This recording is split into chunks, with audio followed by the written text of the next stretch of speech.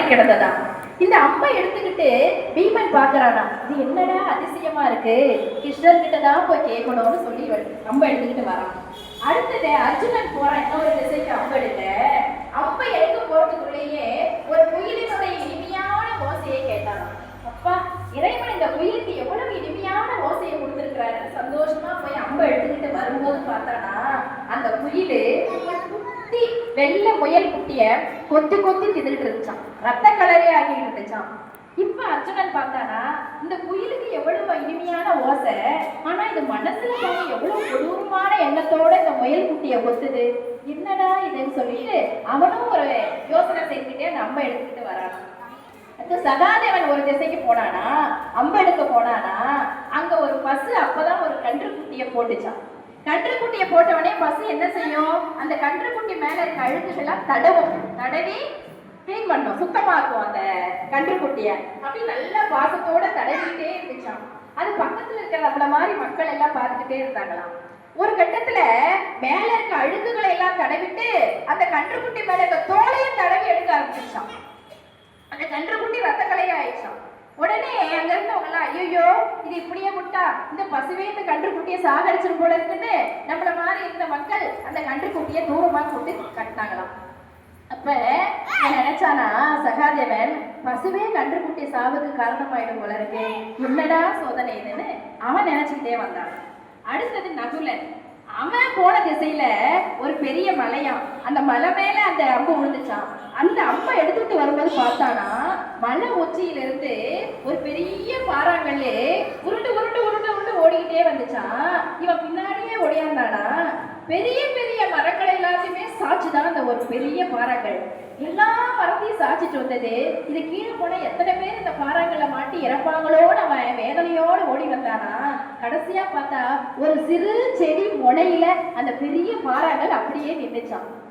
பார்த்தானா, இவ்வளோ பெரிய மரங்கள் எல்லாம் வெட்டி வீழ்த்திட்டு வந்த இந்த பாறாங்கல்ல இந்த சிறு செடி முன்னாடி இப்படி நிக்குது, என்னடா அதிசயம் இது அப்படின்னு அவன் நினைச்சுக்கிட்டே வந்தானா. இப்படி 4 பேரும் நினைச்சுக்கிட்டே வந்து அம்பை கொடுக்குறாங்க கிருஷ்ண பரமாத்மாட்ட.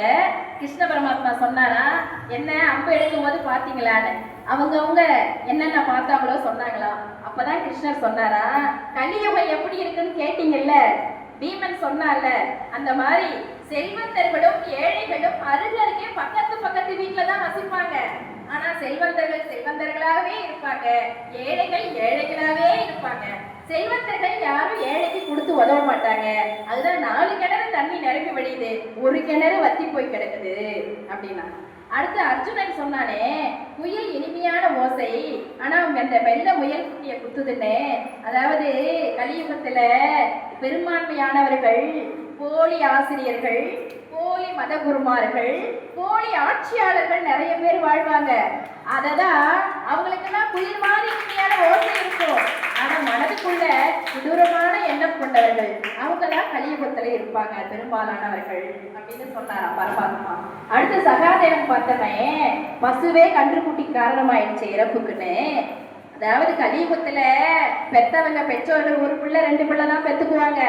அது செல்லம் கொடுத்தே அந்த பிள்ளைங்களை கட்டுருவாங்க பெற்றோர்களே. தவறான வழிக்கு அந்த பிள்ளைங்க போயிடும். தவறான வழிக்கு போய் அந்த குழந்தைகள் பிள்ளைங்களோட வருங்காலம் சீரழிந்த பிறகு, ஐயோ அந்த நான் சின்ன வயசுலயே கண்டிக்காம விட்டுட்டேனே, என்னாலே என் பிள்ளை வாழ்க்கை சீரழிஞ்சு போச்சேன்னு கலங்குவாங்க. இதுதான் கலியுகத்துல நடக்க போகுது அப்படின்னு சொன்னாராம்.